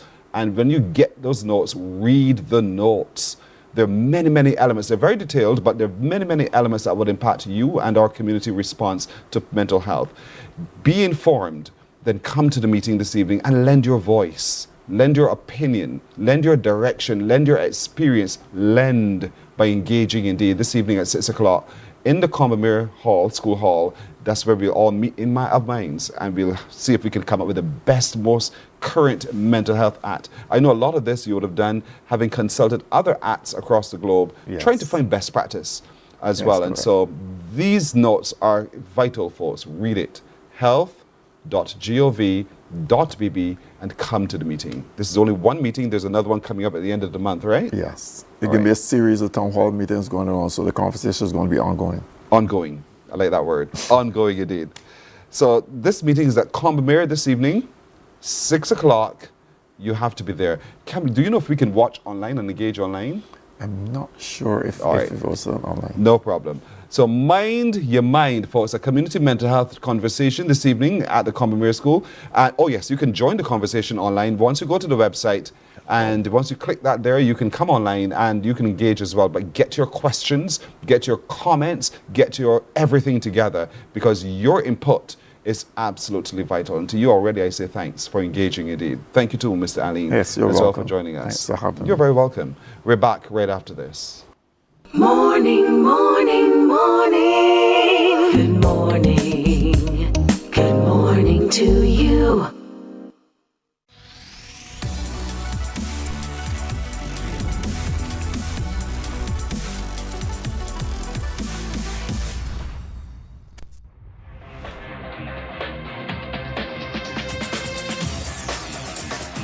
Week after week, Scold presents exciting reports and documentaries on the most varied topics of our time. Spectacular developments and innovations, lifestyle and trends of tomorrow, mobility and tourism, health news, highlights from art and culture. Each contribution grabs the viewer with extraordinary images and stories and takes him into fascinating worlds which he experiences here exclusively and up close. We're there when companies and specialists develop super satellites for a global network in space and can look behind the scenes. Scold is a window to everything that is there or is yet to come. Fly with us through time to better understand today and tomorrow. You've always wanted that. Scold, a look into the future. Our world today is not the world God wants it to be. One of the reasons, which will surprise many, is that our planet, its governments, and its peoples are all living under the weight of Satan's rule. From the beginning of mankind's existence to today, human history is the written record of what it means to live under the rule of the devil. Yet that rule is coming to an end. And what a difference that will make. Every Sunday at 9 a.m. on CBC TV 8, tune in for Tomorrow's World, sponsored by the Living Church of God. Books open your heart, your mind, and your soul. They are educational, entertaining, inspiring, and motivating. Are you an author of a recent book you want to share? Then Mornin Barbados would love to feature your book in our The Next Chapter segment. Send us an email to morninbarbados@cbc.bb. Morning, morning, morning. Good morning. Good morning to you. First things first, I'ma say all the words inside my head. I'm fired up and tired of the way that things have been. Oh, ooh, the way that things have been. Oh, ooh. Second thing, second, don't you tell me what you think that I can be. I'm the one at the sea, I'm the master of my sea. Oh, ooh, the master of my sea. Oh,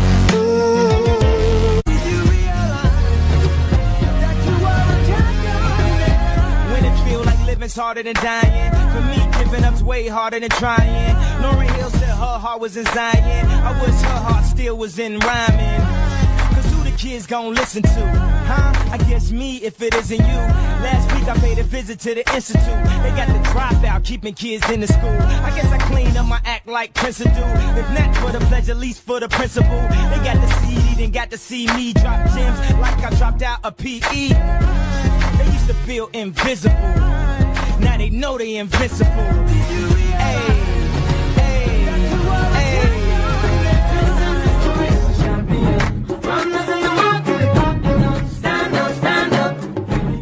The lasting impression you just saw there was the outcome, but we saw them putting in the work. And while we were sitting here, they were telling me, Mr. Bon, you can put in the work. Focus on the outcome. These ladies look so fit. I look fat and flabby. Indeed. Ramona Morgan, Natasha Jones, good morning, ladies. Good morning. You're heading out to Buenos Aires at the beginning of August. You looking forward to it, Ramona? Yes, please. What are you looking forward to most? To winning. I mean, hello. You've been doing this now for a little while. Yes. And you have not lost the thirst for it. No. Why? I love to see where my body goes. And as I get older, my body gets better. Yeah? Yeah. Surprising, yes. So in what way can you see your body get better? In terms of condition, in terms of still having that muscle maturity, even though I'm 47, and this is the time when you start to lose that muscle maturity. But I am gaining it as I go on. I'm older than you, so therefore it's okay for me to be flabby. What about you, Natasha? What are you looking forward to and what you're most excited about? Competing at the highest level and also winning. Maybe we'll be 1-2, 2-1, who knows. So you're competing against each other? Yeah. Yes, we're in the same category. What's happening though in August? What is this competition about? It's the Mr. Messi Classic Open International in Buenos Aires. So it is a pro event for bodybuilders. So you're now a professional. You are a professional. I mean, when I look at your resume, there's so many things you have won. Yeah. It's just not funny. So winning is as a part of who you are. Yes. In terms of getting yourself ready now to beat Miss Morgan and all of the others as well, what are you doing in preparation? I started first with my mental preparation because competing at this stage, at this level, is more mental than anything else. Yes, you have your meals, yes, you have your training regimen, but you have to prepare yourself mentally to put yourself through that pain, because there is some pain, but I enjoy the journey. I don't just think about the stage. I actually enjoy the journey, the daily journey. The daily journey. Yes. I was giving them my scenario. I said to them once, I went to the gym and I was putting in the work. You know, I felt, yeah, I'm feeling pain. It's working. But I had torn a muscle. And that was the end of it. I shall not have that again. But you're saying to me, keep going. Yes. Because even if that happens, it's okay. But we have injuries too. Yes. My left side, I have injuries from my shoulder down to my ankle. But Then I have to say, you must really love this. yes, you do it for the love of it. And you're representing your country at the end of the day. You're putting Barbados out there. I have been to Spain, I've been to Brazil, I've been all over. And there's nothing like representing your country. And there's nothing like, basically where we're going to be the only black people. So we stand out. Yes. We're going to stand out. And people see us and they're going to see, oh, okay. Caribbean has some interesting women. In other words, you don't have to be tan sprayed.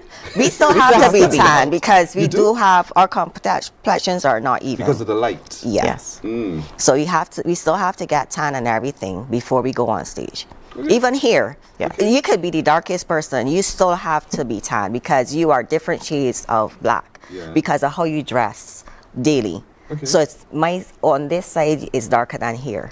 So you have to make sure that I'm evenly toned and everything. You're teaching me. I thought that black was just natural. No. And it helps. It really helps, yes. Because it accentuates. Yes. How many people are heading to Buenos Aires in August? As competitors? Just the two of us. Just the two of us. Just the two of you? Yes. So two of us and my coach as well. And? My coach as well. Okay. So the coach is going along with you as well as, but you're competing for Barbados. Yes. Have you had time, Natasha, to look at who you'll be competing against? And if so, call some names and tell me a little bit about it. No, I have not. You're focusing on them? No, I'm not. I'm focusing on me. It's me versus me always. Ramon, the same with you? You versus you only? It's me versus me, but yes, I know some of the athletes that would be competing because I've competed against some of them at Worlds already, so I have an idea of who will be attending, but you go out there to do your best. For me, going there is a win on its own. Exactly. So before I step on stage, I have already won, and nobody can take that away. Amen. From you. I hear y'all amens. But nobody can take that away from me because everybody can't do this. People will say, I don't understand why you do this, why you've been doing it so long, and the dedication. If I can't do it like that, but you have to have a love for it. And I have a love for it. I have a passion for it, and I love to see the outcome. And I always encourage athletes, go outside and compete. That's where the real competition is. That's where you get to stand up and say, okay, this is what I have to do when I come back home if I'm going to compete home. Because outside is where you see the real competition. Right. And from competing for the last 17 years, I have seen that. So I always prepare myself when I travel for outside, not just home. I give you a taste, but the real package comes outside. Right. Because that's where the real competition is. We like the taste. And we can't wait for the competition that's coming up as well. But what do you do when, I know you spend a lot of time in the gym, getting yourself prepared and so forth, but when you're not in the gym, what do you do? I'm in the gym again because I'm a PT. Because you are a professional trainer. Yeah. And so therefore you spend time coaching other people as well. Yes. And getting themselves ready. So focusing on health is what you do. Yes. And fitness. My background is creative design, where I was a florist by profession. Really? Yes. Arrange this here now. What would you do? Take it apart. I do what? And put some oasis in here so that I don't know what oasis is. It's the green thing that you put your flowers into, but these flowers are just stuck in. So I would give it a total transformation. You see who's my crew? All men. Yes. Flowers are flowers. Yeah. So you would just put a green base at the bottom. I rearrange it again and give it a bit of je ne sais quoi. Well, I'll leave this with you to give us a je ne sais quoi, and that'll happen. What about you, Natasha? Well, I'm a teacher by profession. I teach coding and robotics and digital literacy at the primary level. You see that? These ladies are not just beautiful in body, but they're also beautiful in brain. And so doing what you do, what's the response by children when they see you walk into the classroom? Wow. Majority of the boys are afraid because it's like, Mom, you have muscles. No other man, another male teacher has muscles. Yes. So what do you eat? And when they see me eating my meals, they're always intrigued that I'm eating what I actually prepared. And then they ask me about what I'm eating. Okay. I carry a big bottle of water, and they're always intrigued that I'm drinking so much water throughout the day. So you lead by example. Yes. And I'm sure that's a good thing to have as well, to have that kind of conversation with the students who you teach, to bring them along into a healthier lifestyle, and perhaps to head into the gym just as you do. Yeah, because I usually challenge them. So in my class, instead of punishing them, so to speak, it will more be like push-ups or sit-ups, or if I can hand wrestle them. So we're looking at an image of you there on the screen. Oh, my goodness. You? No, oh my goodness. This is you. I'm sure your students are watching this, but hey, look at ma'am. Yes. And I'm glad that image is there because there's still femininity in what you do. And there's a beauty in the lines that you have as well. And that's why I want for women who are considering doing what you do to consider as well, that you do not lose you. Yeah, you don't look like a man, even though you're gaining muscle. And we want more women in look at you now. And that's what you're taking to Buenos Aires, right? Well, and so there it is. And that's what I like. You were saying something to me just now. Our division, which is body fitness, we are trying to get more women into it because they think that bikini is I like bikini, that looks easy. All divisions are a challenge. You have to put in the work no matter what it is. And there's some athletes that as you progress, your body changes, you gain more muscle, but some people don't want to come up to the category because they're comfortable. But we need more because we don't have in our division, to be honest, in Barbados. Because it's just the two of you? In Barbados that are pros? No, we have 7 body fitness pros. Okay. But we need more amateur athletes. There's only one right now. There's only one? One. Yeah. So you're having those conversations with the young ladies to sway them over? Trying, but No. they figured it's easier to be in bikini than to be body fitness. And so standing as a winner means a lot. But standing as a winner in body fitness means even more. Yes. And then moving on to the professional stage as well, to have the designation as a professional, what does that come with? Hard work. A lot more hard work. More work. More work. Because you are going to meet persons. Okay, Natasha has never traveled to compete. I have. So when you go outside, you see bodies that you're like, you would see them in magazines, you would see them on, if you're watching shows and stuff like that. But then when you see them in person, you're like, I now got work to do. I now have to put in some work. And that is what we have been doing over the years to get our bodies up to that level, to really look the part of a professional athlete. Because once you get a pro card, that is not easy sailing. You now have to put in the work. You really have to put in the work. And sponsorship is not. I can imagine. Not easy. I can imagine. Natasha, she said this is your first time traveling to compete? Yes, it is. Yeah. Yes. I won my pro card here in Barbados. You got, and just only recently? In 2022. And so between then and now, to retain your pro card designation, did you have to do things to make sure you competed every year since then. And in competition, and I know you're doing well. You're doing well. Not really, but I'm getting there. I'm progressing every year. So this year was my best year since I got my pro card. Look at the screen. Do you remember this moment? Yes, kind of. You sound as though you want to forget this moment. For a little bit of reasons, but this was my best package since I started competing since I started competing, period. And when we see those lats spread, oh my goodness. You know, it's fantastic what could happen with the human body. You see it there, but when it really is on show, a lot is shown out of what we can actually do to our body. So we shouldn't stunt the possibility. No, we shouldn't. And so you want the women to see that you're lived examples of still maintaining your femininity, you can still do body fitness. I'm 40 plus women as well. Yes. I'm 42. I hate, stop talking to me, because I am years older than y'all. Yeah, but there are women people that think that, okay, after a certain age, you don't compete anymore. You have masters in all divisions. Yeah. So 35 is masters. Yeah. Yeah. Okay. 35 and up is in bodybuilding. Right. Yeah. So because we're 47 or 42, in our 40s, doesn't mean that's where it ends. And we're still dominating, even though we're in our 40s. I'm telling you, you carry your age beautifully. Thank very, you. very beautifully indeed. Well done. And so August 2nd and 3rd, you're in Buenos Aires. Diet is going to be important between now and then. Natasha, you're breathing hard because the backward party has to stop. I'm just kidding you. That stopped months ago. So all of that, you have to focus on it, staying fit and healthy in order to compete. And so we're looking forward to watching you, to getting the results from this as well, because we know you will compete fiercely. You do it here, and you will continue to do so, and you've been doing so over the years as well. So congratulations Thank you. on this, and we're looking forward to gold medals coming back to Barbados. All right? I know it's possible. It's not possible. There's only one competition, but nonetheless, you'll do well. Thank you very much. That's Ramona Morgan and Natasha Jones, who are representing Barbados in Buenos Aires on the 2nd and 3rd of August. And so we're looking forward to their results. And so I'm sure the winners will come back to join us on Morning Barbados as we continue to hail you as winners indeed. Thank you so much, ladies. Thank you very much. All the best. Thank you. You're welcome. Back in a moment. Every leg day, I ask myself, why am I doing this again? The burn, the shakes, the sweat pooling under the squat rack. Yeah, it really and seriously tests my sanity. But then again, I remember every rep builds strength. Every drop of sweat is proof I showed up. And every wobble means I'm pushing past my limits.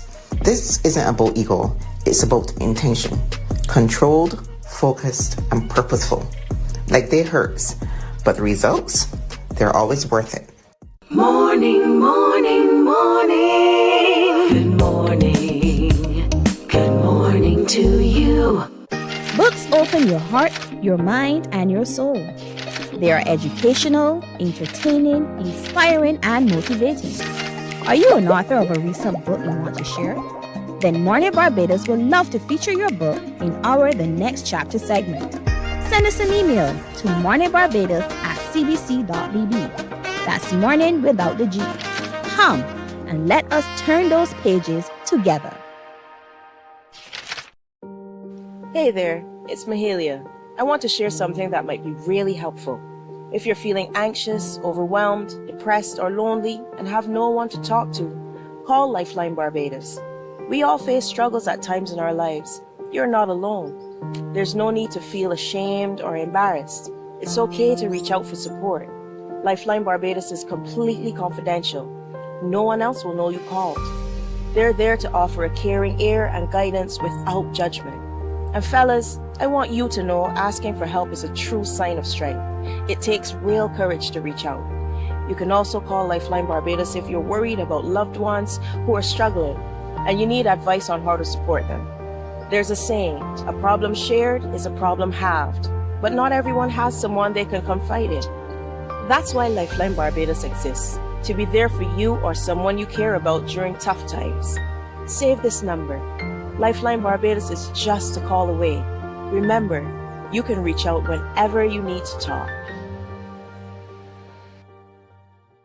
There is a saying, you can find a Bajan anywhere. Are you a Bajan living abroad? Or do you know of one who has migrated to another country? Well, we at Mornin Barbados would love to have you or them on our Bajan Affairs segment. Share your amazing stories, experiences, and how you have adapted to a new culture. Send us an email to morninbarbados@cbc.vb, and together we will travel the world.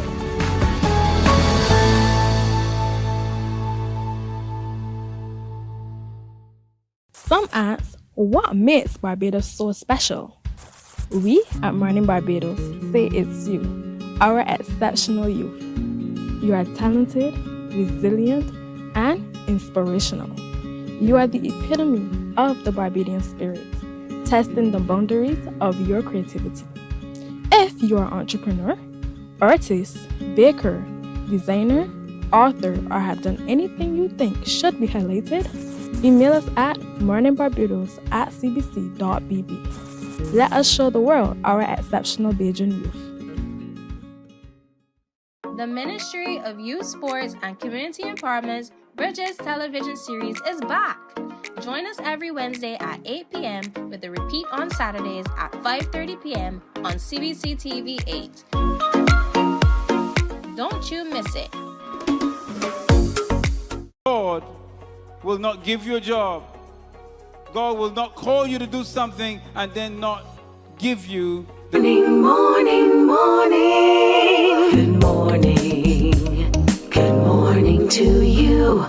We're 12 minutes now to go to 8 o'clock again. To all members of the NUPW Medical Insurance Plan, you are invited to attend an in-person emergency meeting this evening at 5 at the NUPW's headquarters on Dalkeith Road. That meeting will provide an annual update on the plan's performance and the proposed 2025 renewal options.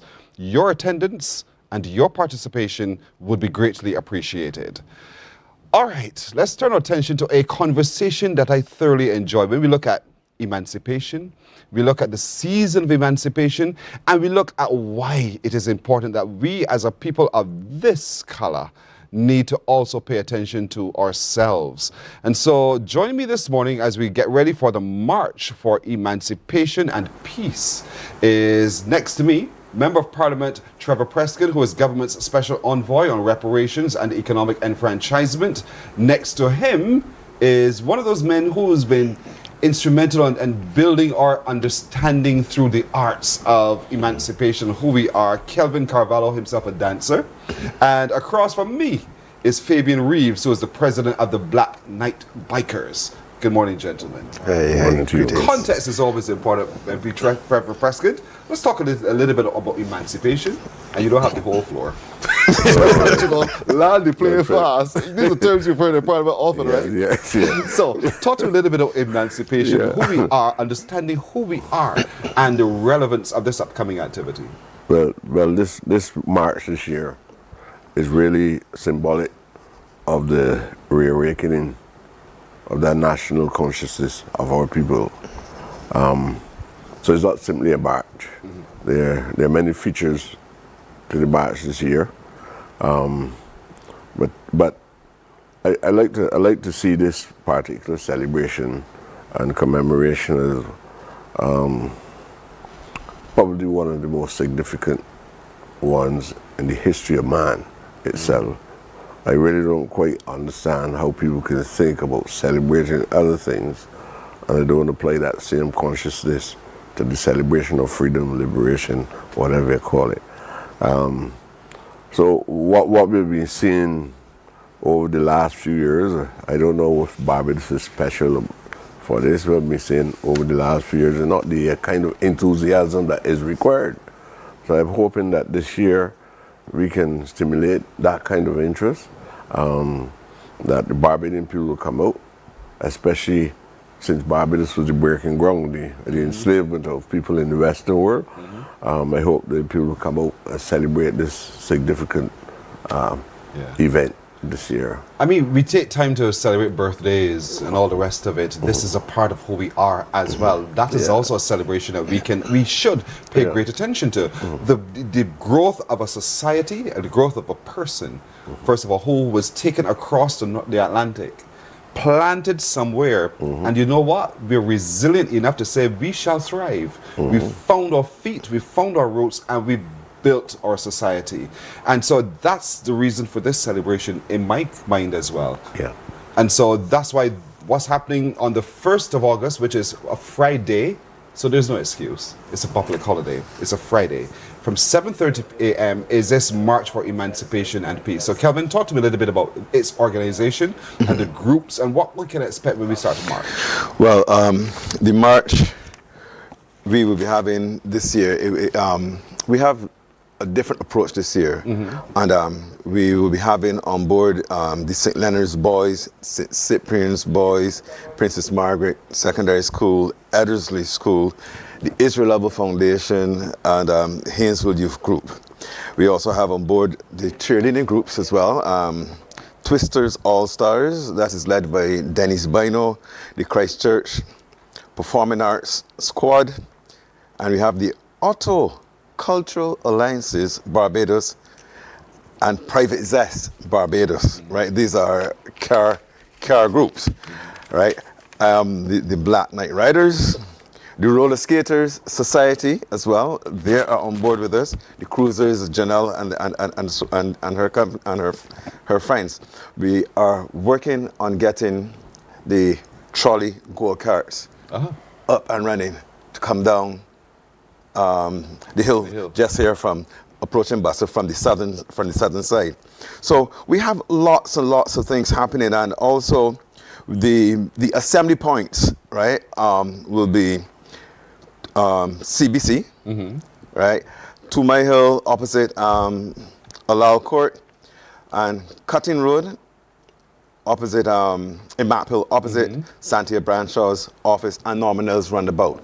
So those are the assembly points. Because those are the 4 arteries. I can just see the magic right here. 4 arteries, and they're people coming together. Yes. It's right there at the foot of His Excellency, Right Excellent Buster.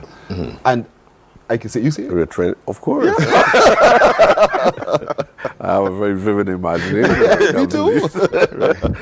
Yeah. I think there's a necessity for us to also make it theatrical. My approach to it is I always underpin it by something very serious, but you still have to have certain attractions and everything. So people might ask why you walk and why you have cyclists, why you have this involved in it, but you're attracting people of all different ages and so on to the event, and some people respond different to the different activities. So that's why we decided that we're going to do all of that, and then we are also going to buttress that by a short award ceremony of Black Achievers, right? And the awards are going to be named after Alexandria Gibbs, and C.B. Lane, James Truda Lane, C.D. Lane, who managed the Civic Society. There's so many people I came up hearing them talking about how important the Civic was to their lives and so on.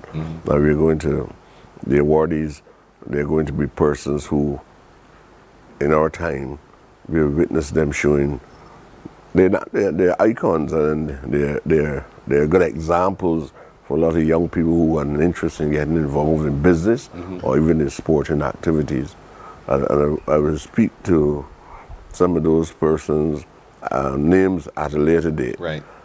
Because I don't like to do things and the persons have not responded positively Understood. yet. I know they will. So we'll tell you a lot about that. Obviously, elements of entertainment. Yes. And Calvin would probably talk to you a lot more about that part. I just like it that you're also recognizing from the builders of society, it's like a pass on. Yes. The builders of our society, whether it's a civic society or not, you're giving to others who are building. That building effort is going on. Bikers, are you excited to be a part of this? Yeah, when it comes to Black Night Bikers, anything to do with, as you said, bringing people together, a unity, right? Yeah. We try for bringing people together. We try for making a difference in people's lives. So anything that is positive that is to help bring us together as one, Black Night Bikers is part of it, for sure. Yeah, I know that's what you do. That's the ethos of how you operate indeed. And so to be a part of this is also to show publicly your engagement with, your participation in, telling Barbadians, really showing to the rest of the world that this is who we are. We are a proud people who are emancipated, who now hold our destiny in our hands and literally we turn the engine ourselves as we go. You hear the rain? God is ready to bless us indeed. And so being a part of this is vital to your organization. How many people are you going to have on the road on the 1st? We are actually looking to have at least 50 persons. 50 something? Can you imagine, folks, the sound and the look of that? Tell me your assembly point is CBC. Yes, it is CBC actually. Go clear. Go clear. So we got this, and then you're heading down to Bassa. I just like the fact that you're converging in one spot, coming from all of the arteries. And I like the children being involved as well, of the schools, because they are the next generation to continue this. When we're all dead and gone, they'll be the ones who are telling their children as well to be a part of this. But the teaching of the understanding of what it means. Is that going to be a part of all of this as well? Yes, we're going to have speeches, and we're going to do it in a kind of rally style. Good. So you would have the speeches, but you also have those speeches punctuated by some entertainment. I see it. Yes. Right? And then we do like a family setting, a social environment, at least to carry us through the day. Because we are cognizant that the NCF will be doing their thing, events in the evening. Yeah. Right? This all starts at 7:30, folks. 7:30 in the morning, so wake up early, get outside and watch it. If you want to stand on the walkover right here outside the CBC so you can get the best vantage point, I hope there's a drone coverage. Yeah, there is. Thank you. There is. Because I want to see the masses of people coming down the arteries to converge right there at the foot of the right hand Bassa. You're saying? Yeah, and also the cyclists, but also the cars as well. The cars, yes. How many? We have about 100. 100 cars? Yeah, right. So all classic. All classic. Yes. Tell me more. Right. Tell me. Right. So you know, so we are really, really excited about this, and bringing about the level of consciousness and awareness of who we are as a people, and even and within the march itself, that drive for peace, for peace, drive right now in Barbados, that drive for peace. So you know, it's really a well choreographed spectacle. It's going to be beautiful. It is going to be beautiful. It happens, by the way, first on Friday, the 1st of August, 7:30 a.m. Pack your bags, bring the children along, line the streets, join the procession where necessary indeed, but stick around for the celebration of the people of Barbados who built this society indeed, as we are now emancipated. Better get it in here, then get it on your feet and get it in your heart and get out there, and let's watch the parade and be a part of the parade indeed. I want the people to come out and give me some color. Yeah. You might not have African wear, but color Color. is important. Color. Yeah. Celebration. Yeah. It's a celebration. That's what we're celebrating. All right. I gotta go. The helicopter. I gotta land this plane. Member of Parliament Trevor Prescott, Kelvin Carvalho, and Fabian Reeves of the Black Knight Riders. Thank you so very much for joining us this morning. Thank you We're so much excited for about having this. us. As time goes, I promise you I'll be reminding the folks about it, all right? Yes. Good Okay. man. Thank you. That's it for today, everybody. We thank you so much for joining us. Remember, always share the show. My little crew wishes all of you a lovely today. Be it the will of the Lord. We'll see you tomorrow. Bye-bye.